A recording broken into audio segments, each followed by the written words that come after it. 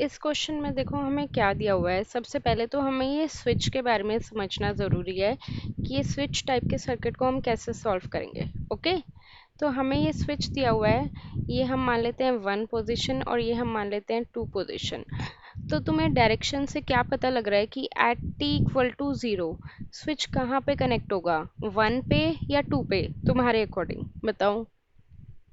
Switch का देखो arrow ऐसे जा रहा है, तो इसका मतलब क्या है, t इक्वल टू 0 पे स्विच कहाँ पे कनेक्ट होगा, 2 पे, राइट। तो t इक्वल टू 0 माइनस पे मैंने बताया था तुम्हें, क्या बताया था कि 3 कंडीशन होती है। एक होती है हमारे पास t इक्वल टू 0, एक होती है t इक्वल टू 0 माइनस, और एक होती है हमारे पास t इक्वल टू 0 प्लस। तो t इक्वल टू 0 पे हमेशा क्या होता है, चेंजेस होते हैं। अगर इस पे स्विच तुम्हारा क्या है, ओपन है, तो उससे पहले क्या होगा, क्लोज रहेगा, तभी तो ओपन हुआ है। और उसके बाद क्या रहेगा, स्विच ओपन ही रहेगा। जैसे मैंने एग्जांपल दिया था कि t इक्वल टू 0 पे आके तुमने फैन को क्या कर दिया, ऑन कर दिया। इसका मतलब पहले क्या था, क्लोज था, और उसके बाद में रूम में बैठ गए तो फैन क्या रहेगा, ऑन ही रहेगा। तो वही कंसेप्ट हम यहाँ पे यूज़ करेंगे कि t इक्वल टू 0 पे क्या था, स्विच 2 पे था।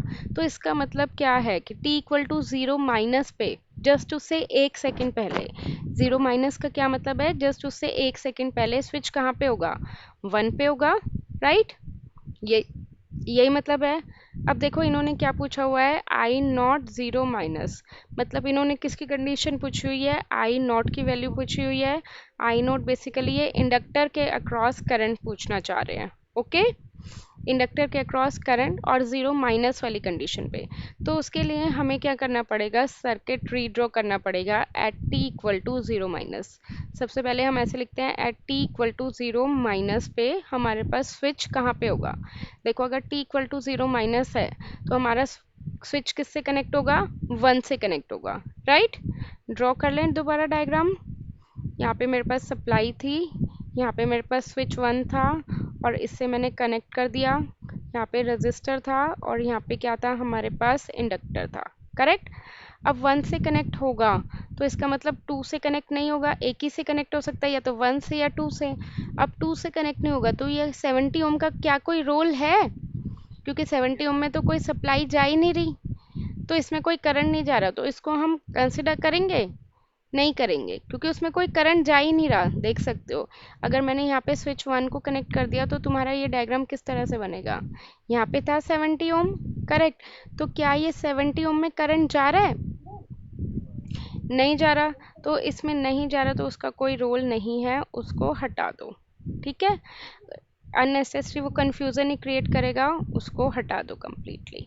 ओके, तो अब हमें क्या निकालनी है, इंडक्टर के अक्रॉस करंट आई नॉट निकालनी है हमें 0 माइनस पे, करेक्ट।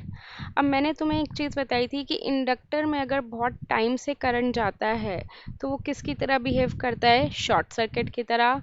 और अगर कैपेसिटर में करंट बहुत टाइम से जा रहा है तो वो किसकी तरह बिहेव करता है, ओपन सर्किट की तरह। ठीक है, ये चीज़ क्लियर है। अब तुम देख सकते हो कि यहाँ पे इंडक्टर में पहले जब स्विच तुम्हारा 1 से कनेक्ट होगा तो इंडक्टर में बहुत टाइम से करंट जा रहा होगा ना, है ना। इंडक्टर में बहुत टाइम से करंट जा रहा होगा। मैंने तुम्हें बताया था कि इंडक्टर में अगर बहुत टाइम से करंट जाता है तो क्या करता है, एक प्लेन वायर की तरह काम करता है। अगर उसमें करंट चेंज नहीं हो रहा, सेम ही करंट जा रहा है, हर बार सेम करंट जा रहा है, तो कहता है कि मेरे अंदर से करंट को भेज दो, कोई दिक्कत नहीं है। वो एक प्लेन वायर की तरह एक्ट करता है। क्लियर। तो अब यहाँ पे क्या हो जाएगा, इंडक्टर को हम इंडक्टर ना बना के क्या बना देंगे, एक शॉर्ट सर्किट, मतलब एक प्लेन वायर, क्योंकि वो काम क्या कर रहा है, प्लेन वायर की तरह है। वो इंडक्टर ही, इंडक्टर की पोजीशन नहीं चेंज करी है हमने। ओके, हमने क्या करा है, इंडक्टर की पोजीशन चेंज नहीं करी है हमने, सिर्फ हम ये बताना चाह रहे हैं कि इंडक्टर इस टाइम पे किसकी तरह बिहेव करेगा, एक शॉर्ट सर्किट वायर की या प्लेन वायर की तरह बिहेव करेगा। तो अगेन डायग्राम रीड्रॉ होएगा। जब भी तुम टी इक्वल टू 0 माइनस पे या 0 प्लस पे बनाओगे तो इंडक्टर वो रहेगा ही नहीं, या तो वो शॉर्ट सर्किट की तरह बिहेव करेगा या फिर वो करंट सोर्स की तरह बिहेव करेगा। ओके, तो यहाँ पे रजिस्टर था, यहाँ पे वो किसकी तरह बिहेव कर रहा है, प्लेन वायर की तरह, करेक्ट। यहाँ पे कितना था हमारे पास 30 ओम, तो ये 30 ओम हो गया। तो हमारे पास यहाँ पे दो रजिस्टर हैं, एक 30 ओम है, एक 90 ओम है, और एक यहाँ पे हमारे पास क्या है 60 वोल्ट है। तो बेसिकली अब हमें क्या निकालनी है, I not zero minus. Zero minus क्यों, at T equal to zero minus वाली कंडीशन पे। तो सिंपल यहाँ पे ओम्स लॉ लग जाएगा I not zero minus value निकालने के लिए। ओम्स लॉ क्या कहता है, v by I is equal to V by R, right. Voltage कितनी है 60 वोल्ट, और इसमें रेजिस्टेंस कितना हो गया 120 ओम। तो यहाँ से हमारे पास I naught of zero minus की वैल्यू कितनी आ गई 60 by 120, that is 0.5 ampere. Okay, first part complete. First part में हमसे यही पूछा हुआ था, आई नॉट ज़ीरो माइनस, मतलब बेसिकली इंडक्टर के across current at T equal to zero minus पे। ओके, नेक्स्ट बी पार्ट में हमसे पूछा हुआ है टॉर्क। ये क्या होती है, मतलब टॉर्क, टॉर्क बोलते हैं हम इसे। ये क्या होता है, बेसिकली टाइम कांस्टेंट। ओके, ये क्या होता है हमारे पास टाइम कांस्टेंट। और जनरली हम टाइम कांस्टेंट हमेशा कौन सी कंडीशन के लिए मेजर करते हैं, t is greater than zero. इन्होंने यहाँ पे मेंशन कर दिया, अगर मेंशन नहीं भी करते तो टाइम कांस्टेंट हम हमेशा किससे मेजर करते हैं, at t greater than zero, जब टाइम ज़ीरो से ज़्यादा हो। ओके, टाइम कांस्टेंट को हम किससे डिनोट करते हैं, टॉ से। अब अगर हमारे पास आर एल सर्किट है तो टॉ का फॉर्मूला क्या होता है, L divided by R equivalent. R equivalent मतलब टोटल रेजिस्टेंस। और अगर हमारे पास आर सी का सर्किट है तो उस केस में क्या फॉर्मूला होता है, tau is equal to R equivalent multiplied by C. ठीक है, बट फिलहाल हमारे पास कौन सी कंडीशन है, एल आर वाली है, तो हम ये वाला फॉर्मूला यूज करेंगे, राइट। अब मैंने तुम्हें बताया कि t ग्रेटर देन ज़ीरो पे हमें सर्किट बनाना है। वापस आ जाओ क्वेश्चन पे, तुम बताओ t ग्रेटर देन ज़ीरो पे तुम्हारा जो ये स्विच है किस पे कनेक्ट होगा, वन पे कनेक्ट होगा या टू पे कनेक्ट होगा।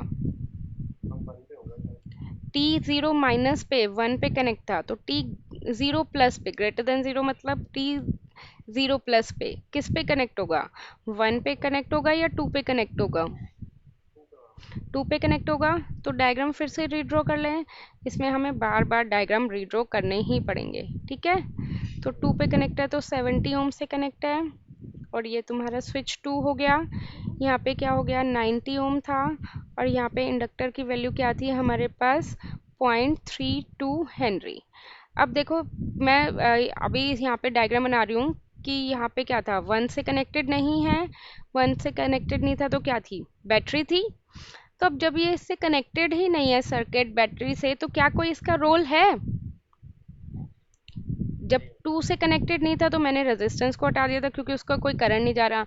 अब यहाँ बैटरी तो लगा दी बट बैटरी को किसी से कनेक्ट नहीं करा क्योंकि अब हमारा स्विच किससे कनेक्ट हो गया, टू पॉइंट से, राइट। तो ये कौन सी कंडीशन के लिए है, at T is greater than zero, correct. T greater than zero पे स्विच कहाँ पे कनेक्ट होगा, टू पे, तो हमने टू से कनेक्ट कर दिया। तो इसका कोई रोल नहीं है, तो इसको हम क्या कर देते हैं, हटा दो, क्योंकि वो एक कंफ्यूजन ही क्रिएट करेगा। ओके, क्लियर, बोलो यहाँ तक कोई डाउट। अब तुम्हारे पास क्या फॉर्मूला था, tau is equal to L divided by R equivalent. तो हमेशा हमें कहाँ से मेज़र करना होता है, जहाँ पे हमारे पास इंडक्टर होता है, ठीक है। कभी तुमने थेवेनिन थ्योरम में पढ़ा था कि जब भी हमें आर इक्विवेलेंट निकालना होता है तो हमें क्या करना होता है, वोल्टेज सोर्स को शॉर्ट सर्किट, ठीक है, करंट सोर्स होता तो उसे ओपन सर्किट। यहाँ पे ना अभी इस सर्किट में ना वोल्टेज सोर्स है ना ही हमारे पास करंट सोर्स है, बट फिर भी मैं तुम्हें बता रही हूँ। और अगर इंडक्टर जिस पॉइंट के अक्रॉस से निकालना है उसको हम क्या कर देते हैं, ओपन। तो मुझे इंडक्टर के अक्रॉस से निकालना है, ठीक है, मुझे क्या निकालना है, इंडक्टर के अक्रॉस से निकालना है। तो अब इंडक्टर का रेजिस्टेंस मतलब तुम ए पे खड़े हो और कहाँ पे जाना है, बी पे, तो मुझे क्या निकालना है, total resistance R equivalent and that would be equal to R A P. अब ये मान लो कि ये दोनों तुम्हारे फ्रेंड्स हैं, तो ये दोनों फ्रेंड्स एक ही रास्ते पे आ रहे हैं या अलग अलग रास्ते पे,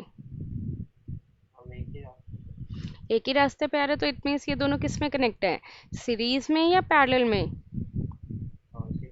सीरीज में। तो ये कितना हो गया 92 हो गया, ठीक है। ये कितना है, सॉरी 70 है, 70 प्लस 90 160 हो गया, करेक्ट। तो अब हमें क्या निकालना है, टॉ। टॉ का फॉर्मूला क्या होता है, L by R equivalent. R equivalent हमारे पास कितना आ गया 160, और एल की वैल्यू कितनी थी 0.32 हेनरी, जो कि हमें क्वेश्चन में ही गिवन है 0.32 हेनरी। तो यहाँ से टॉर्क आ जाएगा, टॉ आ जाएगा टाइम कांस्टेंट। इसको सॉल्व करेंगे तो ये टॉ बेसिकली टाइम कांस्टेंट है। टाइम कांस्टेंट है तो क्या होगी इसकी यूनिट, टाइम है। टाइम की यूनिट किस में होगी, सेकंड में होगी। तो इसको अगर हम फर्दर सॉल्व करेंगे तो हमारे पास आ जाएगा 2 इंटू 10⁻³ सेकेंड, और ये हो जाएगा हमारे पास 2 मिली सेकेंड। ओके, बार बार ये मैं टॉर्क बोलूँ, टॉर्क मेरे मुंह से निकल रहा है, वो मैं मशीन भी पढ़ाती हूँ। तो ये टो है, टो बस। टो क्या है, टाइम कांस्टेंट। लिख लो चाहे तुम, टो इज टाइम कांस्टेंट, और इसकी यूनिट क्या होती है सेकेंड्स में। जनरली ये तुम मिली सेकेंड्स में मिलेगा। ओके, अब आ जाते हैं हम इसके बी पार्ट कंप्लीट, आ गया हमारा बी पार्ट। नेक्स्ट हम आ जाते हैं सी पार्ट पे। हमें आई टी की क्या निकालनी है, इक्वेशन निकालनी है। ओके, आई टी की हमें बेसिकली क्या निकालनी है, इक्वेशन निकालनी है। इसके लिए हमारे पास क्या होता है, फॉर्मूला होता है। फॉर्मूला देखो, फॉर्मूला बताती हूँ मैं तुम्हें, ये स्टैंडर्ड फॉर्मूला है। अगर मुझे निकालनी है इंडक्टर करंट निकालनी है, तो इसके लिए क्या फॉर्मूला आएगा, I final plus I final minus I initial bracket E raised power minus T by two. Okay, same formula ये वोल्टेज के लिए भी वैलिड है। ये मत सोचना कि वोल्टेज के लिए कुछ अलग से फॉर्मूला होएगा। तो इसके अकॉर्डिंग क्या हो जाएगा, आई फाइनल, फाइनल मतलब बहुत टाइम बाद, है ना, कि जैसे तुम्हारे फाइनल पेपर कब होंगे, बहुत टाइम बाद होंगे। तो इन्फिनिटी, ठीक है, कि कितने टाइम पे, इन्फिनिटी पे, प्लस आई ऑफ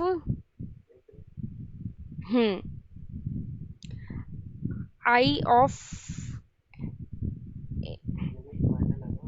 ये नहीं, मैंने ये गलत लिख दिया, सॉरी, ये आई इनिशियल है।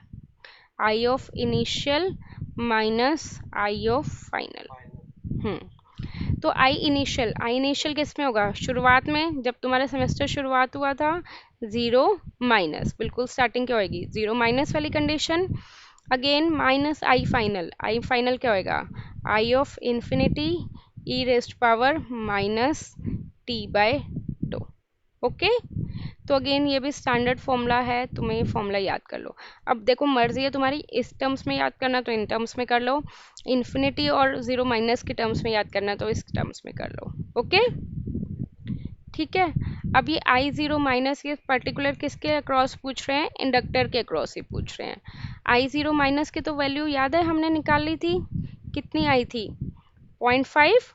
जीरो माइनस मतलब कि जीरो माइनस पे हमारे पास इंडक्टर में करंट कितनी थी, तो ये वाली वैल्यू तो हमें पता लग गई, 0.5 आई थी, हमने जो निकाल चुके हैं। अब हमें निकालनी है आई इन्फिनिटी की। आई इन्फिनिटी मतलब कि जैसे तुम रूम में आए हो, रूम में आके तुमने फैन ऑन कर दिया और 1 घंटे तक बैठे हुए रूम में, तो उस टाइम पे उस इंडक्टर में कितना करंट फ्लो हो रहा है। ओके, तो अब आई इन्फिनिटी के लिए तुम बताओ हम कौन सा टाइम लेंगे, टी लेस देन जीरो वाला या टी ग्रेटर देन जीरो वाला, ग्रेटर देन जीरो वाला लेंगे, राइट। तो ग्रेटर देन जीरो पे स्विच कहाँ पे कनेक्ट होगा, 1 पे कनेक्ट होगा या 2 पे कनेक्ट होगा, 2 पे कनेक्ट होगा, तो कर दें।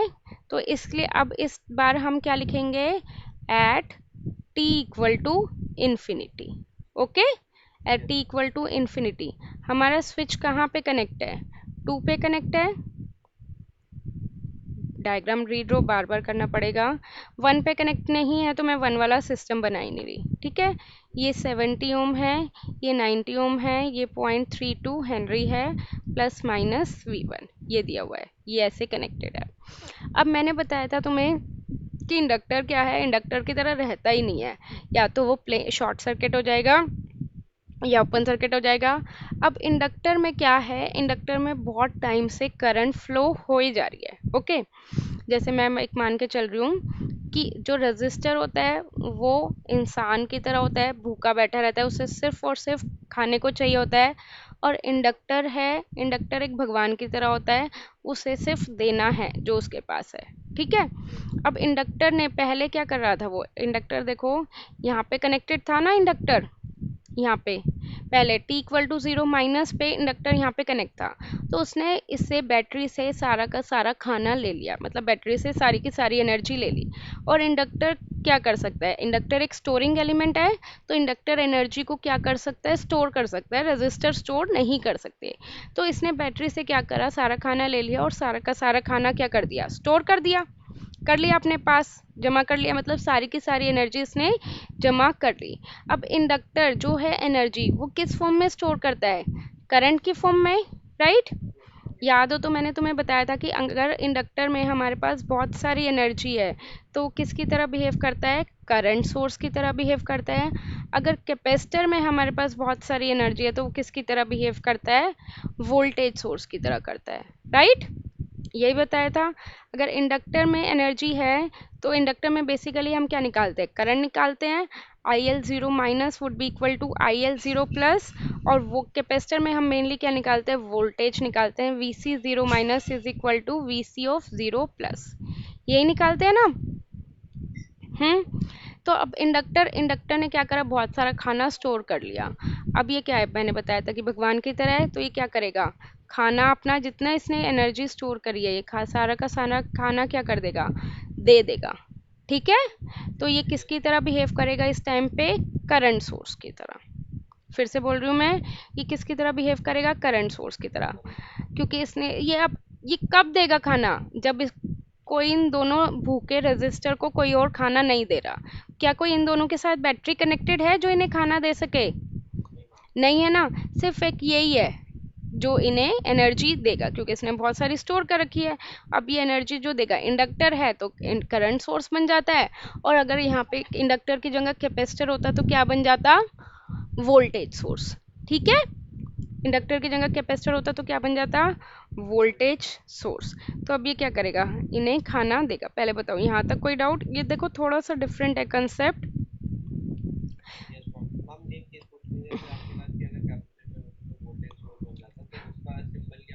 वोल्टेज सोर्स, यही voltage source battery, voltage source का सिंबल होता है बैटरी, ठीक है। अब ये क्या करेगा, इसने क्या करा, सारा का सारा खाना अपना दे दिया, ठीक है। रजिस्टर ने भी ले लिया और इस वाले रजिस्टर ने भी ले लिया, तो इंडक्टर के अक्रॉस करंट कुछ बचेगी, इसके पास कुछ एनर्जी बचेगी, नहीं बचेगी। तो at T equal to infinity पे इंडक्टर के अक्रॉस करंट कितनी हो जाएगी, ज़ीरो, ठीक है। मतलब उसने क्या करा है, बहुत टाइम बाद, 1 घंटे बाद तुम गए हो कि उसने अपना सारा का सारा खाना दे दिया, तो मुझे क्या मेजर करना है, इंडक्टर के cross current at time infinity. अब वो सारा खाना दे चुका होगा तो उसके पास कितना खाना बचेगा, ज़ीरो, ठीक है। तो नहीं, हर केस में ऐसा नहीं होगा, केस टू केस वेरी कर जाएगा।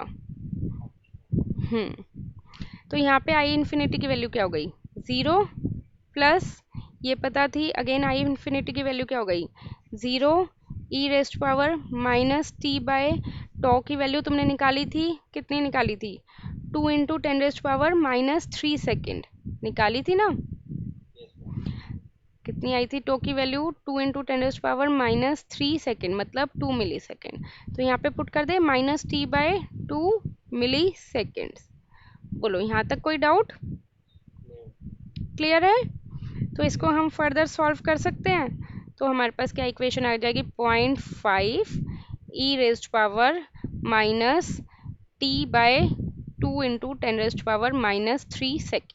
यही आ गई। बोलो यहाँ तक कोई doubt,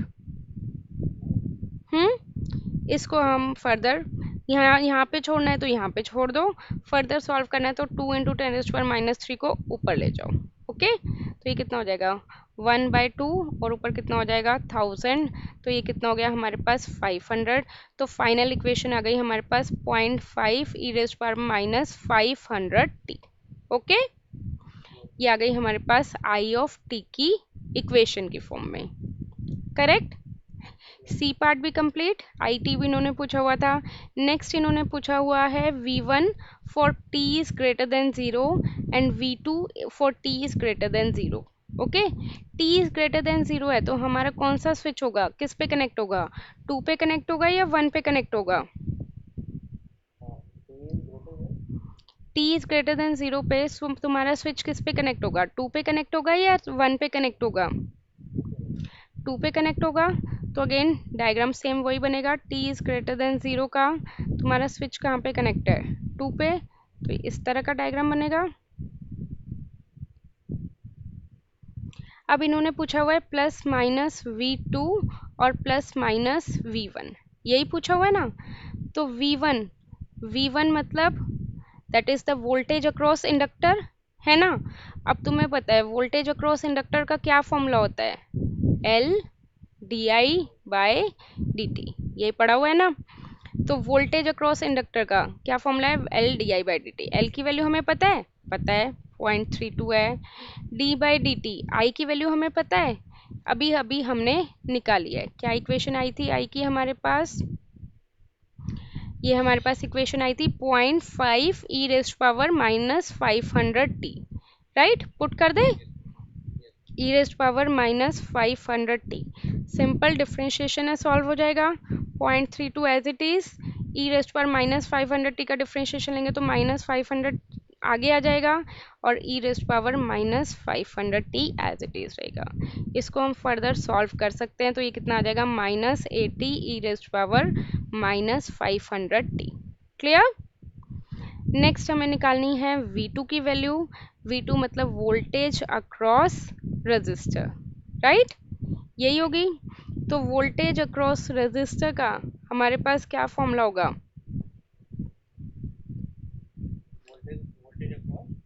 voltage across resistor this 70 ओम, इसके अक्रॉस इन्होंने पूछा हुआ है। एल डी है, क्या ये रजिस्टर है, वो इंडक्टर है, नहीं है, रजिस्टर है। ओम्स लॉ के अकॉर्डिंग क्या होगा, I इंटू R, है ना। रेजिस्टेंस कितना है 70, रेजिस्टेंस कितना है 70, और रेजिस्टर में करंट कितना जा रहा था, हमने निकाला था दैट इज 0.5। तो इसको फर्दर सॉल्व कर लेंगे, वो आ जाएगी voltage across resistor that is V2। ये ध्यान रखना इंडक्टर की वोल्टेज तो सेम है, जैसे इंडक्टर की current IL0 minus is equal to IL of 0 plus लिख सकते हैं। क्या हम ये चीज़ रेजिस्टर के लिए भी लिख सकते हैं, नहीं लिख सकते ना, रेजिस्टर के तो बार बार करंट चेंज हो रही है। तो T इज ग्रेटर देन 0 पे हमने निकाली थी, कहाँ गई, T is greater than, T is less than 0 पे कितनी करंट थी हमारे पास 0.5, और T इज ग्रेटर देन 0 पे हमारे पास करंट कितनी आई थी 0। तो सॉरी यहाँ पे हमारे पास करंट कितनी है 0 है, 0 मल्टीप्लाइड बाय 70, तो वोल्टेज अक्रॉस रेजिस्टर भी कितनी हो जाएगी 0 ही हो जाएगी। ठीक है। अब एक चीज़ ध्यान से समझ लो कि अगर हमारे पास इंडक्टर है तो उसमें हमें क्या निकालना होगा, करंट। अगर इन्होंने वोल्टेज भी पूछी हुई है तो हमें हमेशा पहले करंट की इक्वेशन निकालनी है, वहीं से हमारे पास वोल्टेज की इक्वेशन आएगी बाय दिस फॉर्मूला। ओके। अब कैपेसिटर अगर इन्होंने दिया हुआ है तो कैपेसिटर के अक्रॉस हमेशा क्या निकालनी है हमें, करंट।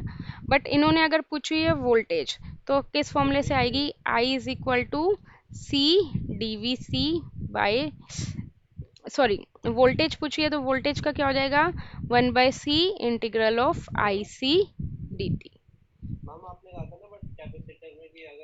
कैपेसिटर में जनरली क्या, हाँ, इंडक्टर में क्या पूछते हैं करंट, कैपेसिटर में क्या पूछते हैं वोल्टेज। ओके। अगर वोल्टेज निकालनी है हमें, वोल्टेज से हमें क्या निकालनी है करंट, और करंट का क्या फॉर्मूला हो जाएगा IC is equal to C d V C by dt। तो इंडक्टर में करंट और कैपेसिटर में वोल्टेज ये निकालनी है। ओके। इंडक्टर का करंट चेंज नहीं होता और वोल्टेज का, कैपेसिटर का वोल्टेज चेंज नहीं होता। इंडक्टर का करंट जो 0 माइनस पे था वही तुम्हारा किस पे रहेगा 0 प्लस पे रहेगा, क्योंकि इंडक्टर एकदम से अपने अंदर करंट को चेंज नहीं होने देता, और कैपेसिटर का जो वोल्टेज 0 माइनस पे था वो ही तुम्हारा वोल्टेज 0 प्लस पे रहेगा। क्लियर।